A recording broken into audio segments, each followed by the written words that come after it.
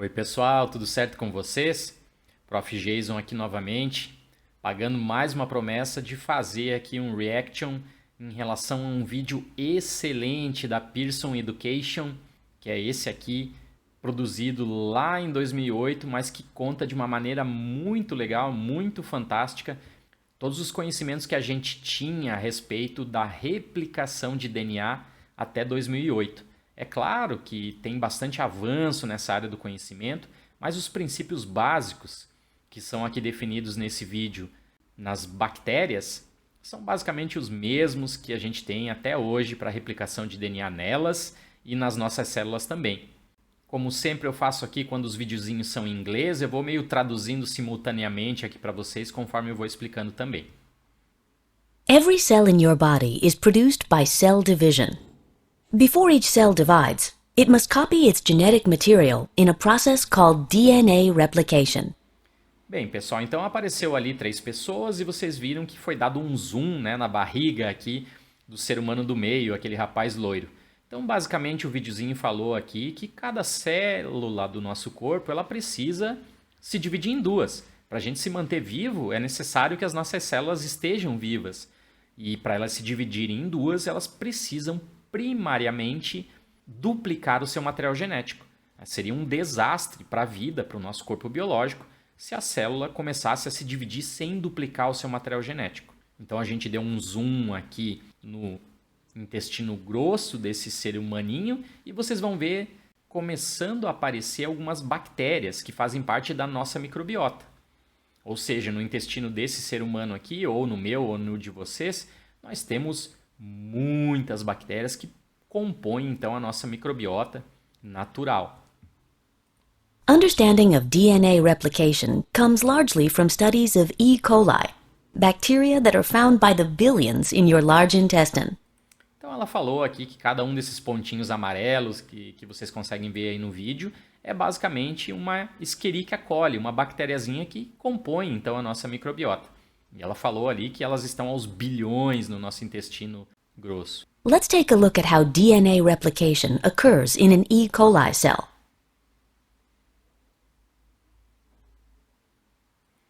Então, o que está acontecendo agora é que a gente focou numa daquelas bilhões de bactérias que estão no nosso intestino grosso. Está aqui bonitona, a Escherichia coli. E agora a gente vai dar um zoom para dentro dela para ver, então, justamente um momento onde ela está duplicando o seu DNA. As we zoom in, we see the DNA. At the origin of replication, the two strands of DNA separate, serving as templates for making new strands. The result is a replication bubble.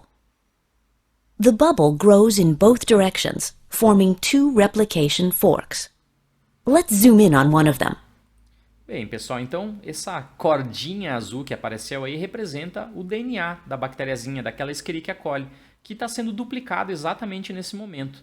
Ou seja, ela falou ali então que surge uma bolha de replicação, né, que caminha ao longo de todo o DNA da bactériazinha e que a gente vai focar agora especificamente num dos lados da bolha, que mais especificamente a gente chama de uma forquilha de replicação. E por que a gente vai focar nesse lado da bolha, nessa forquilha de replicação? Porque o objetivo do vídeo e o meu aqui com vocês é de que a gente veja todas as enzimas que fazem esse trabalho absolutamente fantástico e complexo, que é o de duplicar todo o DNA. Vamos lá! Many proteins work together at the replication fork. Only some are shown. Bem, aqui ela meio que já pede desculpa, então, né, dizendo que várias proteínas trabalham juntas aqui em cada uma das forquilhas de replicação para duplicar o DNA da bactériazinha, ou o meu ou o seu, mas que o vídeo vai simplificar aqui e vai mostrar apenas algumas delas, talvez as consideradas mais importantes. Mas vamos seguir. Here, the DNA is unwound, and DNA polymerases, shown in orange, build new strands of DNA. Original parental DNA strands are shown in dark blue. Newly formed DNA strands are shown in light blue. Because strands in a DNA double helix run in opposite directions, the new strands must be made in different ways. Vou dar um passinho para trás aqui. Bom, então, tá aqui, ó, a molécula de DNA original, dupla fita, bonitinha. A gente está vendo que tem uma enzima aqui verdinha que está fazendo o papel de abrir essa dupla hélice de DNA. E a gente está vendo aqui que em laranja nós temos uma enzima muito importante que é chamada de DNA polimerase, ou seja, é a polimerizadora, é a que constrói polímeros, né? A que junta nucleotídeos para fazer cadeias de DNA. A gente está vendo aqui em marrom, aqui ao lado exatamente da DNA polimerase, aquilo que a gente chama de cinta deslizante, que é uma proteína acessória para que a DNA polimerase funcione com alta fidelidade aqui no trabalho que ela deve fazer, que é produzir a nova cadeia de DNA que está nascendo aqui em azul mais clarinho. E eu não falei ainda porque o vídeo não comentou, mas já vou dar um spoiler aqui para vocês. Essa que está em verde, separando as duas fitas, é então a DNA helicase, aquela que é capaz de quebrar, de separar a dupla hélice de DNA. Vamos continuar aqui o videozinho então, porque agora ele vai focar em uma das fitas e vai mostrar o trabalho dessas enzimas tão importantes todas aí. Strands must be made in different ways. One new strand, the leading strand, is built continuously. The other new strand, the lagging strand, is built in pieces. Bem, o que ela falou aqui é basicamente que uma das fitas vai ser feita de forma contínua, é aquilo que a gente conhece como a fita líder, e a outra fita vai ser feita aos pedaços, aos saltos, né? É a fita não contínua, ou a fita retardada, como era mais conhecido antigamente. Agora focando na síntese da fita contínua, que é mais fácil First, de entender. let's focus on the leading strand. DNA polymerase builds a new strand of DNA by adding DNA nucleotides one at a time. Então, o que estava acontecendo aqui é que a DNA polimerase, com esse movimento que parece uma mãozinha fechando, ela está polimerizando, ela está adicionando novos nucleotídeos. Está aqui, eles representados em azulzinho. Ó, estão nascendo fazendo essa fita nova de DNA, que é basicamente a antítese, né? a complementar aqui em relação à fita antiga, que está representada com os nucleotídeos de azul escuro. Então aqui ó, no azul escuro eu tinha uma guanina, a polimerase colocou uma citosina na fita nova. Na antiga eu tinha uma timina, a polimerase colocou uma adenina na fita nova. E assim por diante.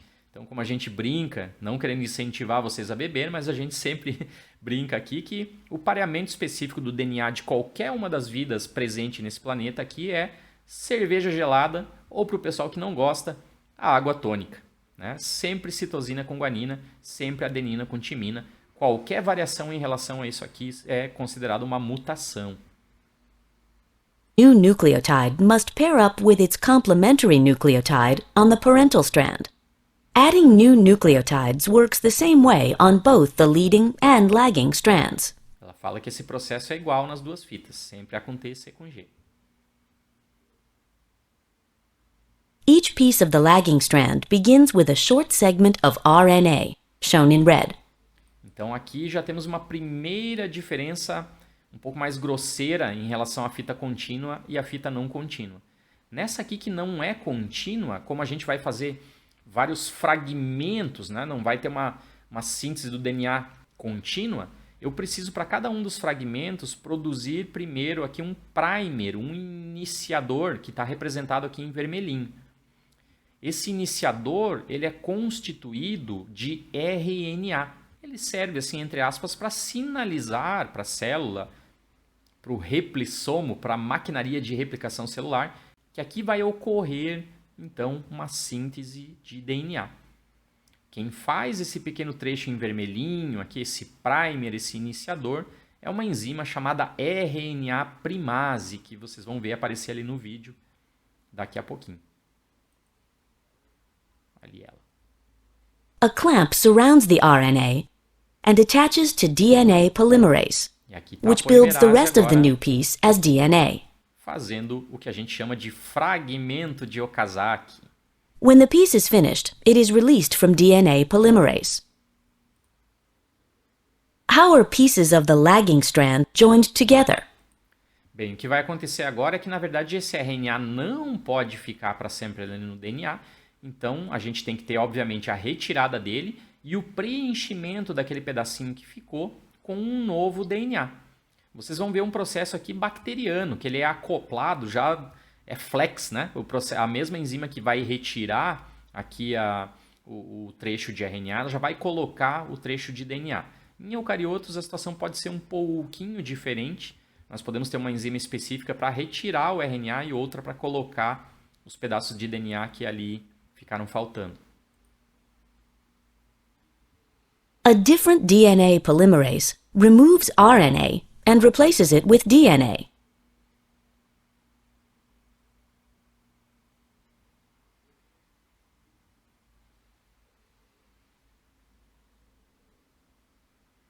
However, it cannot finish connecting the pieces. Bem, e aí ela falou então que justamente isso que eu acabei de explicar, que uma DNA polimerase diferente em bactérias, ela faz simplesmente a retirada dos primers de RNA e a substituição ali por um trechinho de nucleotídeos no lugar. Só que ela não consegue fazer aqui, pessoal, a última ligaçãozinha fosfodiéster entre os dois nucleotídeos adjacentes. Então tá um buraquinho ali, ó. Então, para a gente completar aqui o DNA, unindo aquele pedaço que fazia parte do fragmento de Okazaki aqui para a esquerda e unindo o pedaço onde estava originalmente o primer aqui para a direita, eu vou precisar de uma enzima chamada DNA ligase, que vai aparecer aqui em verde. Ela vai vir simplesmente com o objetivo aqui de fazer, então, essa ligaçãozinha fosfodiéster faltando para aí sim a fita não contínua ficar com o DNA completamente replicado. Lembrando que esse processo com a ligase ele vai necessariamente ter que ocorrer várias vezes. Em cada um dos lugares onde foi adicionado um primer para fazer um fragmento de Okazaki diferente, eu vou precisar que uma ligase venha lá e finalize o processo. An enzyme called DNA ligase joins the pieces together.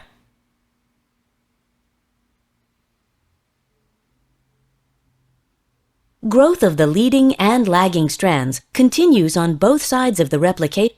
Então, o que ela está dizendo agora é que o crescimento das duas fitas continuam de um lado e do outro. A gente focou aqui na esquerda, olhou a forquilha de replicação acontecendo aqui, mas do outro lado está acontecendo a mesma coisa. E isso vai continuar para um lado e para o outro até que seja o DNA completamente replicado, na bactéria ou em nós. É claro que em nós a gente vai ter situações específicas. Por exemplo, aqui nós temos as origens de replicações muito mais frequentes no nosso genoma, porque obviamente nós temos muito mais DNA, não daria para iniciar num único ponto e esperar que ele ficasse replicado rapidamente. Então a gente inicia em vários pontos diferentes. Bubble until there are two identical DNA molecules. Although bacteria are very different from humans, the process of DNA replication in bacteria is similar to what happens in your own cells. E aí ela falou então que todo mundo sabe, as bactérias são muito diferentes de nós, mas é claro que o processo básico é relativamente muito parecido. E para a gente começar a estudar a replicação do DNA, esse aqui é um videozinho absolutamente excelente. Depois a gente começa a ver algumas especificidades do nosso genoma. Por exemplo, vocês já sabem, o DNAzinho aqui bacteriano ele não está enrolado na cromatina. Então a gente viu ali uma molécula de DNA sendo replicada. E agora a gente pode estudar em nós, em seres humanos, essas especificidades, como por exemplo aí todas as outras enzimas que precisam participar da nossa maquinaria de replicação, desenrolando o DNA, ou cuidando ali da cromatina para que ele case não tenha maiores problemas. Mas é isso, pessoal. Então, espero que vocês tenham gostado desse vídeo, que tenha ficado mais claro esse ponto da replicação aí para vocês todos. E nós nos vemos no próximo. Um grande abraço para vocês todos aí.